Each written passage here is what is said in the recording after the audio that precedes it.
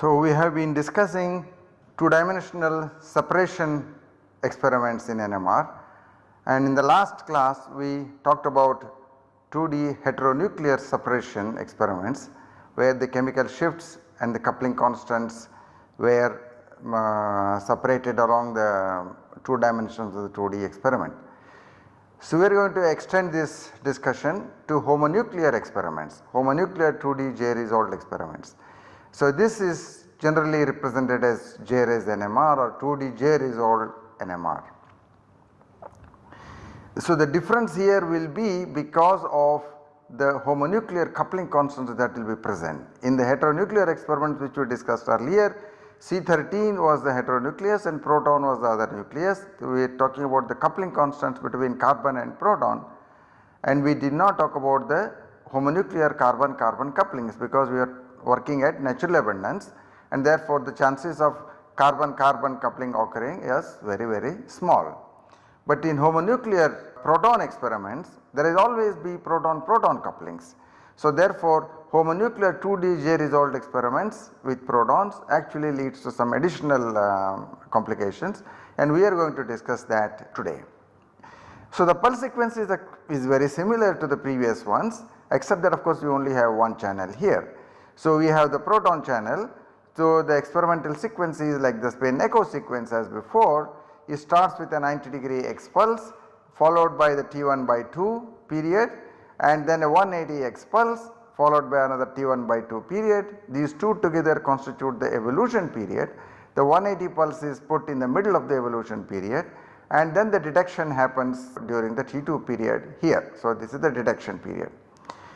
Now, of course, I put here the numbers 1, 2, 3, 4 to indicate the time points, and these will be used when we actually calculate the product operators at the different time points. Notice here during the T1 period chemical shifts are refocused. This we have seen before when we discussed the spin echo. The chemical shifts are refocused during the spin echo. This is the spin echo happens at this point. So, chemical shift evolution happens only during T2. On the other hand, coupling evolution occurs all through T1 and T2. So, this will be reflected in the 2D spectra. So, consider a 2-spin system for understanding the experiment, a weakly coupled 2-spin system K and L. So, each one will produce a doublet. So, if this is the chemical shift of K spin, it has a doublet with the 2 lines separated by coupling constant J. Similarly, the L spin also is a doublet with the lines separated by the coupling constant J. Okay. Now, let us try and understand this experiment using product operator calculations. At time point 1, the density operator is IKZ plus ILZ. The magnetization is along the Z axis, and this is the density operator for the magnetization at time point 1. And when you apply 90 X pulse, now you apply to both the spins, and this will result in Y magnetization of both the spins, so minus IKY plus ILY.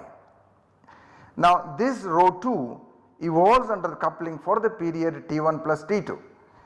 You remember we can calculate the evolutions of the spins under the influence of the chemical shifts or the coupling constants independently. It does not matter which one we calculate first and which one we calculate later. So, in this case we will first calculate the coupling evolution, and this happens for the whole period T1 plus T2. Let us consider for one of the spins the same applies to the second spin as well. So, we consider the calculation for the spin K. Okay. So, therefore, this minus IKY evolving under the coupling Hamiltonian gives you minus IKY cosine pi JKL T1 plus T2, where JKL is the coupling constant between the spins K and L, and plus 2 IKX ILZ sin pi JKL T1 plus T2. Okay. Among these, you also recall our previous discussion that this antiphase term is not observable, because the trace of this with whether you take with IKX or ILY, it goes to 0, and therefore this is not an observable term. Whereas this is, it represents in phase magnetization of K transitions, and therefore this will be an observable term, and therefore we have only this term to consider for further calculations. Now what we do? We take this term and calculate chemical shift evolution of the observable term during T2.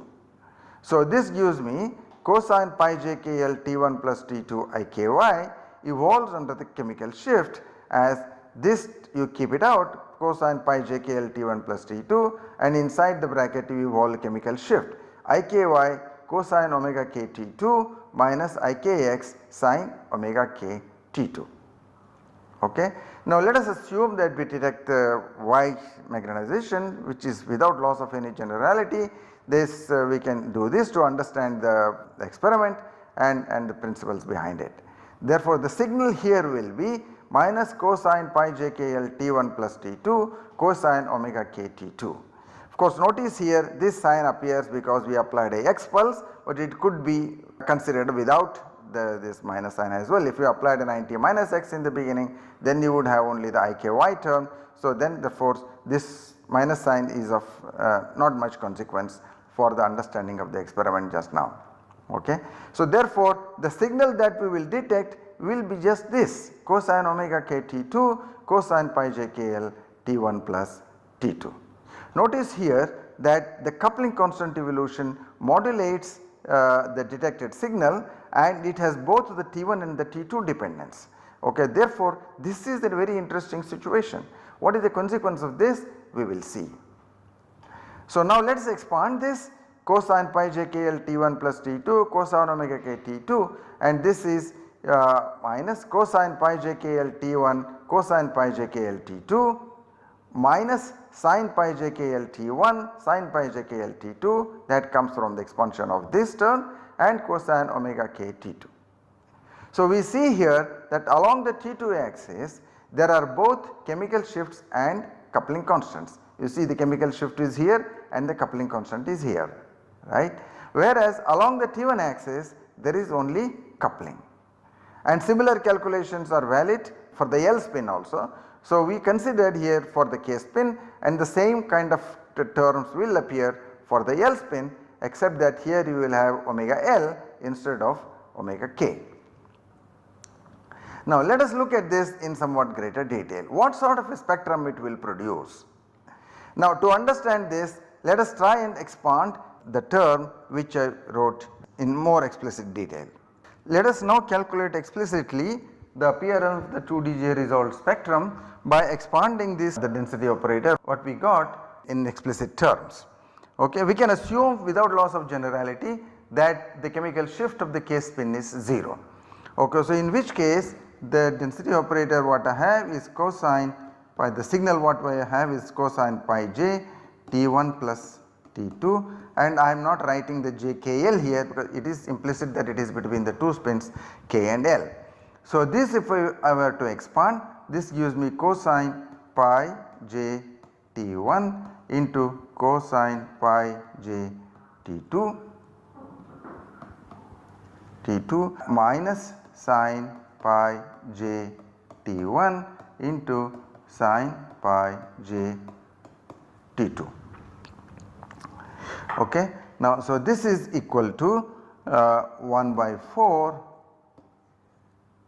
e to the I pi j T1 plus e to the minus I pi j T2 into T1 here, sorry, this is T1 into e to the I pi j T2 plus e to the minus I pi j T2 and minus these terms here, and this will give me 1 by 4 here e to the I pi j T1 minus e to the I pi j T1, and the fourth this term will give me e to the I pi j T2 minus e to the minus I pi j T2. So therefore this expansion will have total of 8 terms.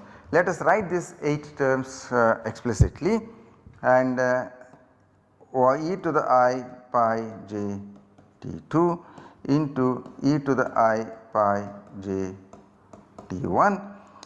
Then the second term is e to the I pi j T2 into e to the minus I pi j T1, and the third term is e to the minus I pi j T1 T2 into e to the minus e to the plus I pi j T1, and the fourth term is e to the minus I pi j T2 into e to the minus I pi j T1, okay. And the fifth, sixth terms we will write here, and the next one will be plus e to the I pi j T1 into e to the I pi j T2, then minus e to the I pi j T1 into e to the minus I pi j T2, and then minus e to the minus I pi j T1 into e to the I pi j T2, and finally plus e to the minus I pi j T1 into e to the minus I pi j T2. So, these are the 8 terms we have here, and let us see what sort of a spectrum this will produce. Okay. So, we have here assumed that the chemical shift is 0. So, assume the chemical shift 0 frequency is here, then along the F2 axis, this is the F2 axis, this is the F1 axis, I have the J information here, and let us assume that the peaks, the doublet, the peaks will be shifted by J by 2, this will be J by 2 and this will be J by 2 again. This is on the plus axis, this is the plus side and this is the minus side.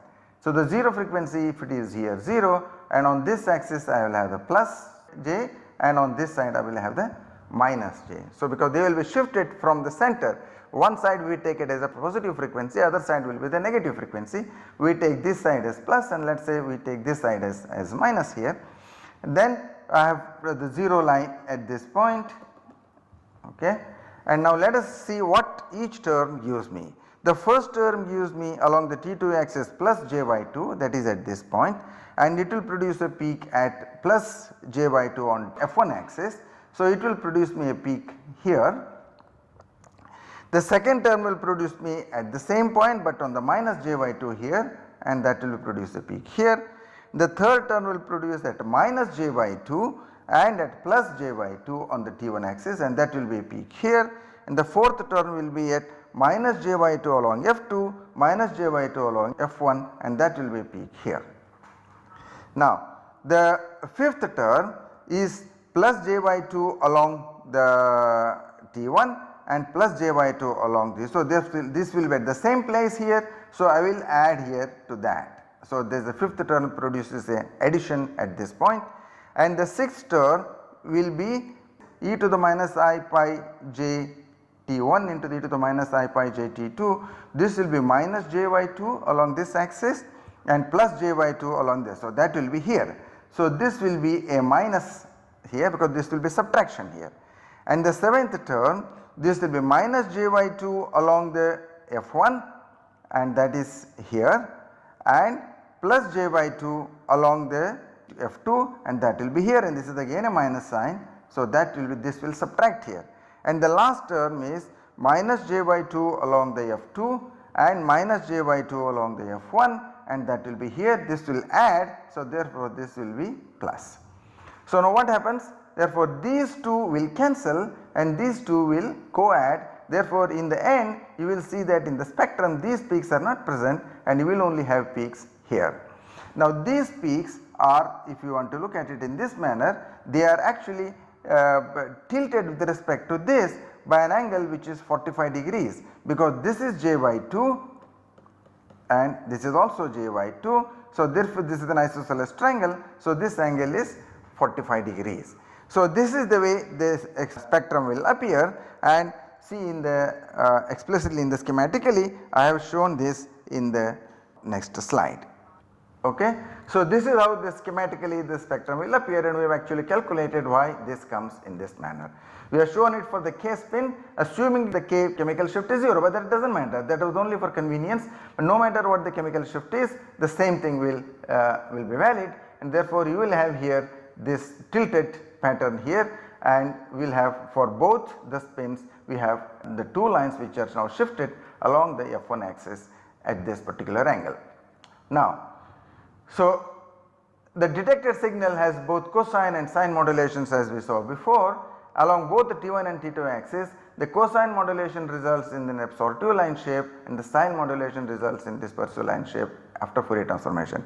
We actually looked at it explicitly taking the as e to the I pi j T1 and things like that. You notice from the previous discussion that when you have such a kind of a phase modulation e to the I pi j T1, it already implies that we are going to get mixed phases. Therefore, here along both the axis F1 and F2 axis we will have mixed phases, mixed line shapes, and therefore we cannot do a phase sensitive experiment in this situation, and we have to do a magnitude mode calculation. That means the square of the absorptive signal and the square of the dispersive signal, take the sum and then take the square root, and that is called as the magnitude mode calculation of the spectra. So, when we did that, of course you get a spectrum which is like this. However, we can do a further manipulation of the spectrum by what is called as a shearing transformation. We do not want this to be oriented like this. If we were to take a projection of the spectrum like this, it will produce me the same one dimensional spectrum as before, right. But we want to remove this coupling information along this axis, keep it only along the F1 axis, so that you have complete separation of the chemical shift and the coupling constants along the two orthogonal axes. So, what we do? We can do a manipulation of the spectrum after data collection, after Fourier transformation. This is called as the shearing transformation. So, we move this peak to this point and move this peak to this point. Similarly, we move this peak to this point, move this peak to this point. This is artificially done. So, when you do that, then you get peaks like this. This separation is JKL, and we have removed the coupling information along the F1 axis completely. So, therefore, if you were to take a projection now, so you have only one line, here you also have only one line, and you have the coupling constant present along the F1 axis. So, this is a clear separation of the chemical shifts and the coupling constants along the two orthogonal axes. You can extend this calculation to more complex spin systems. We did it for 2 spins now, but you can have more. You can have 2 spins, 3 spins coupled, and then you will see you will have multiplets appearing like this. This will be the doublet as we saw before, and here you will have a doublet of a doublet, and here you will have a triplet, and so depending upon the nature of the spin system we will have different fine structures here, and that is what will be helpful to measure the coupling constants in a accurate manner. Okay. So, what are the advantages of this? So, you can measure the coupling constants in the chemical shifts, they are clearly separated. The homonuclear broadband decoupled spectra along the F2 axis, this is the unique feature. It is extremely difficult to obtain homonuclear decoupling, homonuclear broadband decoupling. We have discussed earlier how to selectively decouple one spin from the other, but here we are decoupling every spin from every other spin. So, therefore, along the F2 axis we have a homonuclear broadband decoupled spectra, okay, and this improves the resolution in the spectrum because along one axis you do not have the coupling information at all, and then coupling constants can be measured with high accuracies. And notice also that because we have used the spin echo, the inhomogeneities are refocused along the F1 axis, and this is an extremely useful feature, and you will have better line shapes and accuracy of the measurements can be higher. Although of course we lose some of this because of the mixed phases, because of the magnitude mode calculations, some resolution will be lost. However, along the T1 axis now you see the spectral width is extremely small. It is only determined by the J coupling information, and the J values are not too large. The homonuclear couplings are of the order of 8 to 10 hertz. So even if you go like doublet of a doublet or doublet of a doublet of a doublet, some 6, then it will go to not more than 40-50 hertz. Therefore, your increment along the T1 axis will be extremely large compared to what you have when you have the full chemical shift information along the F1 axis. Therefore, within a small number of experiments you can have very high acquisition time along the T1 domain, and that will produce very high resolution in the J-resolved spectrum. Okay. Now let us look at some experimental data here. So here is an experimental spectrum of some particular molecule, it does not matter what it is. You can see here very nicely resolved peaks, and here you have a doublet of a doublet, a doublet of a doublet, and this is more complex spin system here. Now you do 45-degree sharing, that means you move all of these peaks to this line. So move all of these to this line. Notice of course the extent to which you move will depend upon the peak, where it is appearing, how much it is tilted away from here. So you do a shearing transformation of all of this will move along this axis, these will move here along this axis. So you get now all of them along one line here, one line here, and one line here. So if you take a projection, you will have a fully decoupled spectrum, and if you take cross sections here, then you get the fine structures of the individual spins, and that will allow you to determine what the coupling constants and what sort of a nucleus it is, to how many protons it is coupled, and so on. Okay, so we stop here and continue with other methods in the next classes.